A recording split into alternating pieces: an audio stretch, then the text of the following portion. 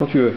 Donc ici, nous avons aussi des cours de formation IBM de 1968 qui permet donc de s'initier aux ordinateurs, donc avec les langages de programmation de l'époque, et puis également des petits tableaux récapitulatifs qui nous permettaient de voir en fait des unités périphériques que pouvait avoir un ordinateur IBM à l'époque, par exemple. Ça, c'est des jolies leurs bandes. Le type de bande en fait qu'on pouvait avoir pour le stockage à l'époque. Bon, ça c'est marrant quoi, c'est assez unique. Puis, quand on est chez IBM, on va passer d'un côté là, pour mon plus du spectacle. Donc au niveau IBM, ici on se trouve avec Tintin Objectif Lune. Alors pourquoi Tintin Objectif Lune? C'est qu'en fait, en 1953, donc au moment où l'album est sorti, un petit peu avant, Hergé souhaitait intégrer la notion d'avoir un calculateur électronique dans ses bandes dessinées pour être vraiment au goût du jour.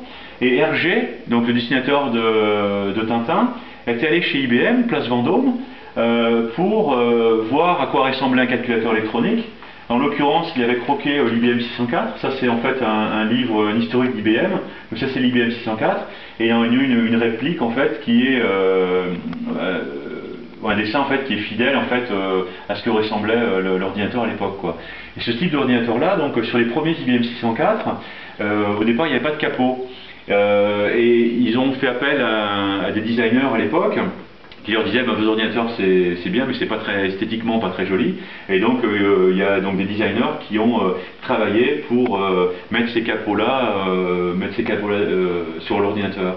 Et hier on a eu la visite d'une personne retraitée qui a travaillé sur ce genre de machine et qui nous expliquait qu'en fait au bout d'une ou deux heures de fonctionnement il fallait ouvrir en fait les capots parce que ça chauffait trop et qu'on n'avait pas en fait de salle informatique réfrigérée avec des climatisations comme on a maintenant, et ils étaient obligés donc d'ouvrir les vasistas pour arriver à rafraîchir la pièce quoi. Et donc on a aussi donc des tubes aussi donc de l'époque qui appartenaient à cette IBM, donc des tubes IBM donc d'IBM 604 quoi. Donc voilà un petit peu l'histoire entre Tintin et l'IBM 604 quoi. On a aussi donc quelques constructeurs français avec Micronic, avec leur fameux Hector aussi, avec le lecteur de cassette intégré. L'Excel assez marrant avec ses précurseurs de la console Wii Nintendo en fait, avec les manettes sans fil, donc infrarouge. Donc je sais pas spécialement bien, enfin bon. Et puis bon, une partie donc de la collection Thomson en fait, dont le modèle le MO5 Michel Platini. Donc voilà. Après ici c'est un peu pas très bien rangé.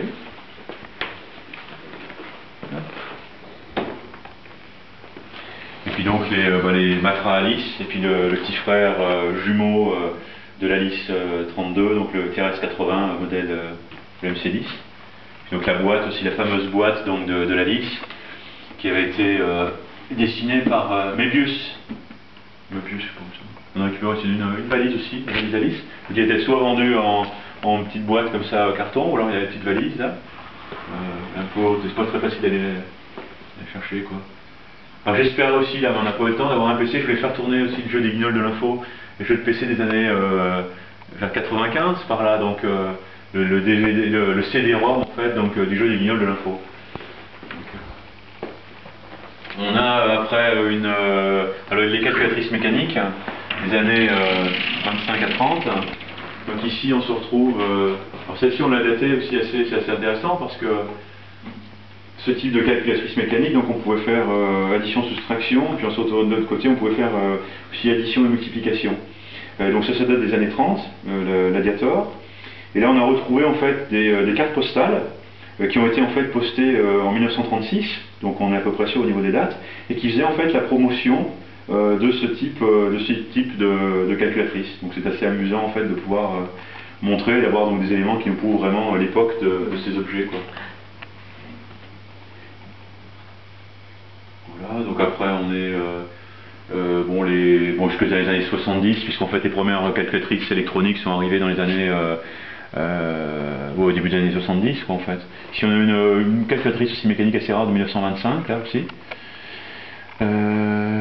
des systèmes qui étaient basés un petit peu d'ailleurs comme la Pascaline quelque part en fait, un système de, pareil avec le système de report. Donc si je voulais faire une addition, ajouter, faire par exemple mon 55 plus 110, donc il me suffisait de mettre les unités ici, 55, et puis de rajouter encore donc 5, donc je mets mon stylus à l'intérieur ici, je me tourne jusqu'à 5, on a la retenue, et je rajoute 5, et avec la retenue, et j'ai mon total de 110, un petit peu comme celle que j'ai montré tout à l'heure.